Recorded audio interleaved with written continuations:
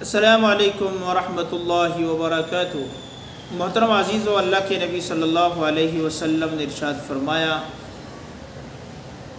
میت کے ساتھ قبر تک کے 3 چیزیں جاتی ہیں، ان میں سے 2 چیزیں واپس آ جاتی ہیں، ایک چیز اس کے ساتھ میں چلی جاتی ہے۔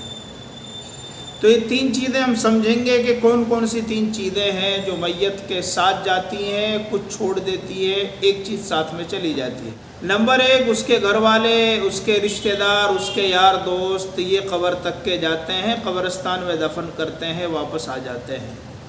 نمبر 2 پر اس کے مال کو بتلایا گیا ہے کہ یہ بھی اس کا قبر تک کے ساتھ دیتا ہے، اس کے بعد میں اس کا ساتھ چھوڑ دیتا ہے۔ نمبر 3 پر فرمایا اس کے اچھے یا برے اعمال یہ اس کے ساتھ میں جاتے ہیں۔ تو اس کے گھر والے، اس کے رشتہ دار، اس کے دوست اور اس کے علاوہ مال، یہ 2 چیزیں واپس آ جاتی ہیں۔ تیسری چیز یعنی اس کے اعمال اچھے یا برے یہ اس کے ساتھ میں جاتے ہیں۔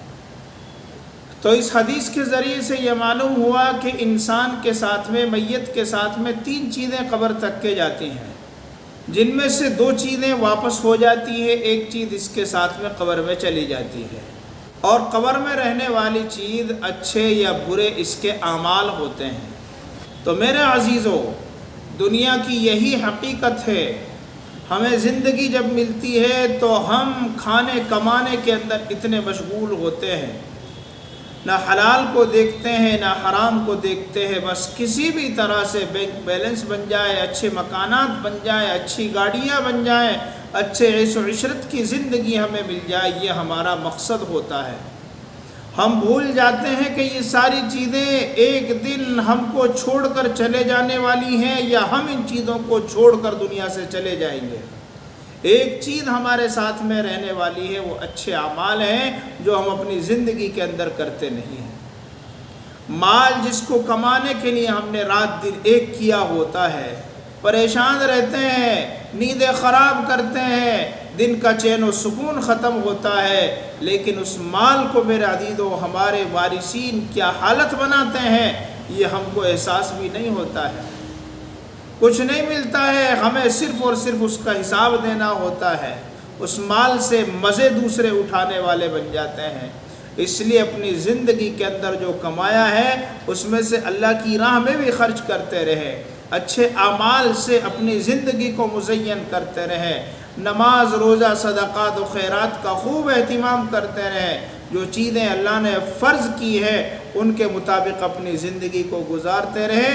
یہ مال و دولت کچھ کام آنے والا نہیں ہے، جو ہم نے آگے بھیج دیا ہے صرف وہی کام آنے والا ہے۔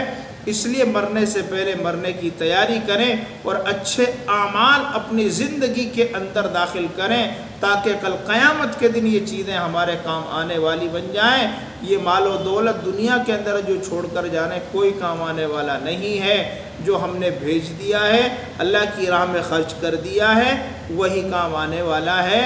اس لیے کوشش یہ کریں کہ اللہ کی راہ میں ہر اعتبار سے اپنے جان کو، اپنے مال کو، جو بھی چیزیں ہو سکتی ہیں، غریبوں کی امداد کے اندر، مساجد مدارس کے اندر، اسی طرح سے دوسرے اعمال کا اہتمام کے ساتھ میں ہم زندگی گزارتے رہیں۔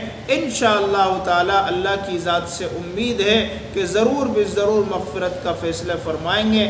اللہ تعالیٰ سے دعا ہے اللہ تعالیٰ ہم سب کو مرنے سے پہلے مرنے کی تیاری کی توفیق عطا فرمائے۔ السلام علیکم ورحمۃ اللہ وبرکاتہ۔